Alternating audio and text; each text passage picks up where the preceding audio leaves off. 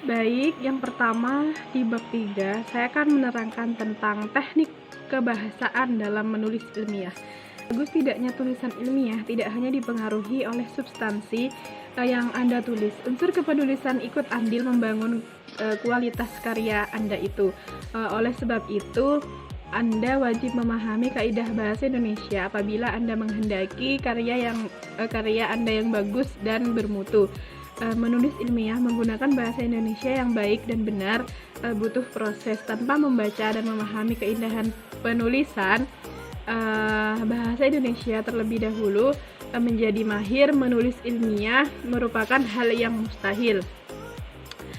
Dalam kepenulisan ilmiah, penulis mewajibkan menaati semua kaidah kebahasa Indonesiaan yang sudah ditetapkan dalam PUEBI. Hal ini bersifat mutlak dan tidak bisa ditawar. Dalam bahasa Indonesia, tataran terkecil unsur kebahasaan yang berupa morfem sampai dengan wacana diatur dengan jelas. Oleh karena itu, Anda wajib mematuhinya. Anda dapat memperhatikan ulasan berikut ini mengenai morfem bebas baku atau kata dasar baku sampai dengan kalimat baku. Setelah Anda menguasainya, Anda dapat melanjutkan kepada tataran yang di atasnya, yakni menyusun paragraf. Yang pertama, memahami kata dasar baku. Agar tulisan ilmiah yang Anda tulis benar, Anda wajib menguasai terlebih dahulu penulisan pada tataran morfem bebas atau kata dasar. Kata yang digunakan dalam karangan ilmiah harus berupa kata baku. Dengan kata lain, kata tersebut terdapat dalam KBBI. Kata yang sudah masuk dalam KBBI sebagian besar adalah kata serapan yang sudah disesuaikan dengan kaidah bahasa Indonesia. Selain harus baku, kata tersebut harus bermakna leksikal atau bermakna lugas. Makna yang terkandung di dalamnya mengacu pada sesuatu yang sebenarnya dan tidak kias. Berikut ini adalah daftar kosakata yang biasanya menjebak Anda dalam saat menulis. Kata baku dan tidak baku. Kata bakunya akta, tidak bakunya akte. Aktif menjadi aktif. Al-Quran menjadi Al-Quran. Apotek menjadi apotik. Yang selanjutnya memahami kata bentukan. Setelah Anda memahami dan dapat memilih serta memilah kata dasar baku dan tidak baku, selanjutnya Anda harus memahami kata bentukan. Kata bentukan merupakan kata yang sudah mendapat imbuhan. Imbuhan tersebut bisa berupa awalan, sisipan, akhiran, atau awalan dan akhiran. Biasanya penulis pemula melakukan kesalahan pada pembentukan kata seperti berikut. Dalam kurung N ditambah kata dasar saat dalam kurung N bertemu dengan kata dasar yang berawalan huruf K, P, T, dan S.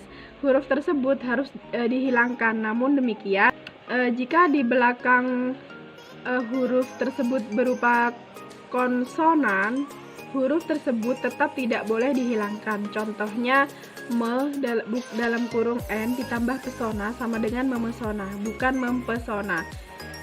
Yang selanjutnya, imbuhan berkata dasar. Imbuhan berkata dasar merupakan imbuhan yang sering salah penggunaannya. Banyak penulis yang kurang cermat saat menggunakan imbuhan ini. Imbuhan dapat menjadi jika bertemu dengan kata dasar yang berawalan huruf atau kata dasar yang memiliki suku kata awal Contohnya, ditambah racun sama dengan beracun, bukan beracun. Jadi R-nya cukup satu saja. Ditambah kerja sama dengan bekerja, bukan berkerja. Ditambah ternak sama dengan beternak, bukan berternak. Yang selanjutnya imbuhan ter dan kata dasar. Imbuhan ter memiliki sifat yang hampir sama dengan imbuhan ber. Imbuhan ter akan berubah menjadi ter jika bertemu dengan kata dasar yang berawalan huruf R. Contohnya, ter ditambah remas sama dengan teremas, bukan teremas. Jadi R-nya cukup satu saja. Ter ditambah rasa sama dengan terasa, bukan terasa. Nah, yang selanjutnya awalan yang mirip kata. Ada beberapa awalan yang menyerupai kata. Awalan tersebut harus tetap ditulis serangkai meskipun awalan tersebut sudah memiliki makna jika berdiri sendiri. Awalan tersebut yakni pasca, antar, antri, semi, multi, dan ultra. Pasca ditambah sarjana sama dengan pasca sarjana. Semua bilangan dari bahasa Sanskerta juga harus ditulis serangkai. Bilangan yang dimaksud adalah eko, dwi, tri, catur, dan sebagainya. Pada bab 4, saya akan menerangkan tentang kemampuan menulis ilmiah. Jika Anda ingin mengetahui dunia, membacalah, dan jika Anda ingin dikenang dunia, menulislah. Dari kata mutiara tersebut dapat ditarik kesimpulan bahwasanya manusia merupakan suatu kegiatan penting yang harus dilakukan oleh seseorang. Seorang penulis yang baik tentu tidak akan asal dalam menulis. Ia butuh referensi untuk memperkuat atau mendukung tulisannya. Nah, referensi itulah yang tidak akan datang dengan serta-merta. Referensi hanya bisa didapat dari membaca, menyimak, ataupun melalui pembicaraan yang bersifat diskusif. Berdasarkan pada hal tersebut berarti dapat dikatakan bahwa setiap kemampuan berbahasa saling berkaitan dan tidak bisa berdiri sendiri. Apabila ada salah satu aspek kecakapan berbahasa yang kurang maksimal, imbasnya juga akan terjadi pada bagian itu. Secara fisik, tulisan yang bagus adalah tulisan yang mudah dipahami. Susunannya sistematis sehingga runtut, kohesi, dan koherensi antara kalimat juga terpenuhi. Dengan begitu pembaca tidak akan kebingungan menangkap isi yang ada dalam tulisan tersebut. Yang pertama, memahami topik dan cara membatasinya.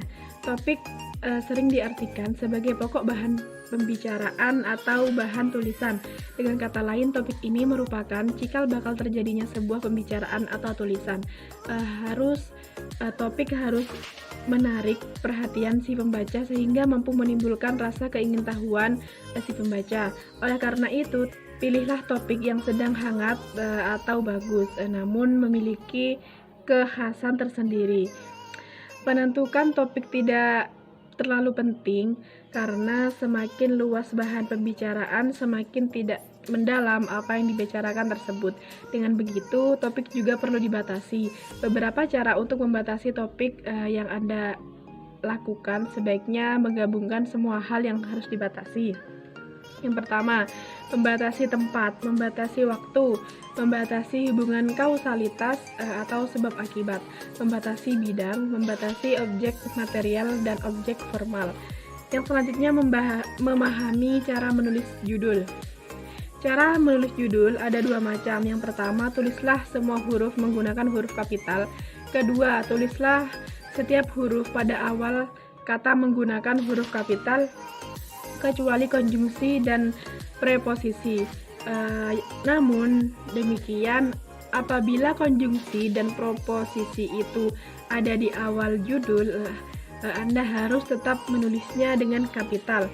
Judul tidak boleh diakhiri dengan tanda baca apapun karena judul bukanlah kalimat, tetapi tanda baca masih boleh digunakan di tengah judul. Hal itu tidak berlaku untuk tulisan non-formal yang masih membolehkan adanya tanda baca di akhir judul, seperti tanda seru, tanda titik, dan tanda tanya. Yang selanjutnya, memahami cara memadukan kalimat kutipan. Saat Anda mengutip, ada beberapa pendapat ahli. Anda wajib berhati-hati saat menggabungkan kalimat kutipan satu dengan kalimat kutipan lainnya. Tulisan Anda akan sangat jelek apabila Anda tidak membubuhkan konjungsi antar kalimat. Dengan kata lain, tulisan Anda akan terasa melompat atau tidak kohesif. Sebelum memadukan kedua kalimat kutipan, Anda sebaiknya memahami isi yang ada di dalamnya terlebih dahulu. Apakah pendapat itu tertuang dalam kutipan Anda itu saling bertentangan atau justru saling mendukung? Jika tulisan kedua itu saling mendukung, Anda bisa menggunakan konjungsi seperti senada dengan pendapat fulan. Hal yang sama dengan dikemukakan atau dengan variasi lain yang sifatnya saling menguatkan. Yang selanjutnya adalah memahami penggunaan referensi. Referensi berfungsi memperkuat pendapat Anda saat menulis. Anda sebaiknya jeli saat memilih referensi sebagai sumber acuan. Ada beberapa langkah untuk memilih sumber referensi. Yang pertama, keupdatean. Yang kedua, kredibilitas. Yang ketiga, sumber referensi. Yang selanjutnya, memahami teknik membuat paragraf. Paragraf merupakan bagian dari wacana yang ditanda dengan jorokan pada kalimat pertama. Jorokan tersebut umumnya 5-7 digit. Tidak ada aturan khusus yang menganjurkan seberapa jauh menjoroknya. Namun dari kelaziman yang biasa ditemui dalam 5-7 digit dengan kata lain, ini hanyalah seni semata. Kalimat pertama dijorokkan untuk menandai bahwa akan ada perubahan ide pokok dari pembicaraan sebelumnya. Ide pokok merupakan gagasan atau ide yang dibicarakan. Ide pokok tersebut akan termuat dalam kalimat utama. Jadi, dalam setiap paragraf hanya akan ditemui satu ide pokok. Untuk memudahkan pemahaman mengenai ide pokok dan kalimat utama. Yang selanjutnya, memahami jenis-jenis paragraf. Jika dilihat dari teknik meletakkan kalimat utama dalam paragraf, ada beberapa model yang dikenal, yaitu deduktif, ineratif, induktif, deduktif-induktif, dan campuran. Yang pertama, paragraf deduktif. Deduktif ini merupakan jenis paragraf yang letak kalimat utamanya berada di awal. Kata awal jangan dipahami sebagai yang pertama semata. Yang pertama merupakan awal, namun belum tentu yang awal itu pasti pertama. Hal itu akan dipermudah dengan penjelasan sebagai berikut. Dalam sebuah paragraf, misal Anda membuatnya dalam 6 kalimat. Kalimat 1 dan 2 itu kalimat awal. Kalimat 3 dan 4 kalimat tengah. Kalimat 5 dan 6 kalimat akhir. Yang kedua, paragraf induktif. Paragraf model induktif letaknya kalimat utamanya di akhir paragraf. Model ini sering juga dipakai dengan karangan ilmiah, namun tidak sepopuler model deduktif. Model ini lebih bersifat hati-hati dibandingkan model deduktif.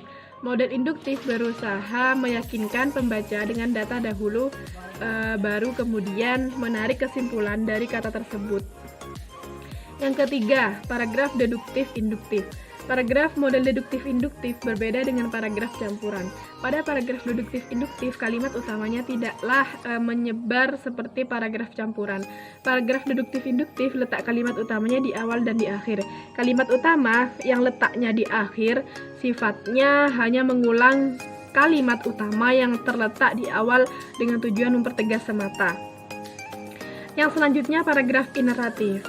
Model paragraf ineratif menempatkan kalimat utama di posisi tengah. Model ini secara teoritis memang dimunculkan namun jarang ditemui. Namun demikian bukan berarti Anda tidak boleh menggunakan penulisan paragraf model ini. Yang selanjutnya, paragraf campuran.